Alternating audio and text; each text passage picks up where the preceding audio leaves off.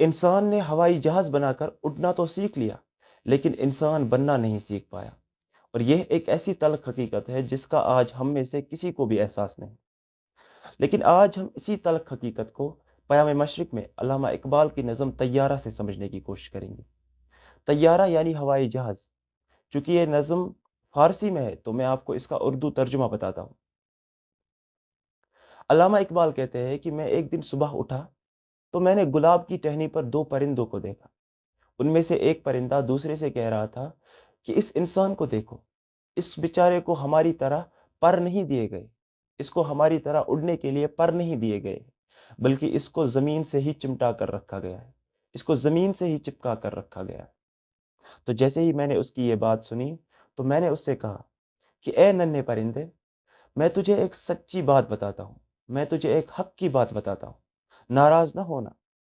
اور وہ سچی بات یہ ہے کہ یہ سچ ہے، ہمیں پر نہیں دیے گئے، لیکن ہم نے ہوائی جہاز کو یعنی طیارہ کو اپنے پر بنا لیا ہے، اور اس کی وجہ سے ہم نے آسمان میں اپنے لیے راستے کھولے۔ اور یہ طیارہ، یہ ہوائی جہاز اتنا زیادہ طاقتور ہے کہ اس کے پروں میں فرشتوں سے زیادہ طاقت ہے، اور اس کی اڑان شاہین سے بھی زیادہ اونچی ہے، اور اس میں عقاب سے بھی زیادہ طاقت ہے، اس کا زور عقاب سے بھی زیادہ ہے۔ اور یہ ایسے ہے جیسے آسمان میں ہمارے لیے حضرت جبرائیل اڑتے ہیں، ہمارے لیے حضرت جبرائیل راستہ بناتے ہیں۔ اور یہ طیارہ ایسا ہے کہ یہ ایک ہی جھٹکے میں یہاں سے لندن پہنچ سکتا ہے۔ تو کہتے ہیں کہ جیسے ہی اس پرندے نے میری یہ بات سنی تو اس نے مجھ سے کہا کہ ہاں، یہ تو بالکل سچ ہے کہ تم لوگوں نے تو ایک طیارہ بنا لیا، لیکن میں تمہیں ایک بات بتاتا ہوں، میں تمہیں ایک اس سے بھی تلخ حقیقت سمجھاتا ہوں۔ تو علامہ اقبال کہتے ہیں کہ میں نے اس سے کہا سمجھاؤ۔ تو اس ننھے پرندے نے مجھ سے کہا کہ تم لوگوں نے ایک ہوائی جہاز بنا کر آسمان میں اڑنا تو سیکھ لیا، لیکن کیا تم نے اس زمین میں، جس زمین پر تم رہتے ہو، کیا تم نے اس پر رہنا سیکھ لیا ہے؟ کیا تم نے اس پر انسان بن کر رہنا سیکھ لیا ہے؟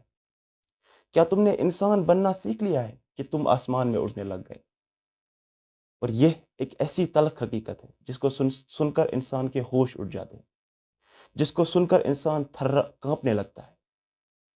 اور یہ حقیقت آج ہم دیکھ رہے ہیں کہ ہمارے یہاں، ہمارے معاشرے میں ہم انسان اتنے زیادہ بدترین بن چکے ہیں، اتنے زیادہ ظالم بن چکے ہیں کہ آج ہمارے معاشرے میں بھائی بھائی سے محفوظ نہیں ہے، بہن بھائی سے محفوظ نہیں، ماں بیٹے سے محفوظ نہیں، بیٹی باپ سے محفوظ نہیں، دوست دوست سے محفوظ نہیں، ہمسایہ دوسرے ہمسائے سے محفوظ نہیں۔ ہم سب لوگ ایک دوسرے کے جان کے دشمن بن چکے ہیں۔ ہم اس دنیا پرستی میں، اس مفاد پرستی میں، اس سرمایہ داری میں، اس مادہ پرستی میں اتنے آگے نکل گئے کہ ہم انسانیت کو بھول گئے، ہم انسان کے اس رتبے کو بھول گئے، ہم انسان کے اس مقام کو بھول گئے۔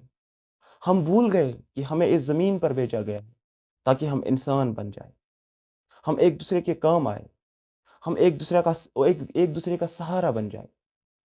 لیکن ہم لوگوں نے مادہ پرستی میں، سرمایہ داری میں، مال و دولت اکٹھا کرنے میں، اس دنیا کو کمانے میں ہم لوگوں نے انسانیت بھلا دی۔ ہم میں سے کوئی انسان بچا ہی نہیں۔ آج دوست دوستی اس لیے کرتا ہے تاکہ اس کو دوسرے سے مفاد ملے، اس کو دوسرے سے فائدہ ملے، وہ دوسرے سے اپنا مطلب نکال سکے۔ آج رشتہ اس لیے جوڑا جاتا ہے تاکہ دوسرے سے اپنا مطلب نکالا جائے۔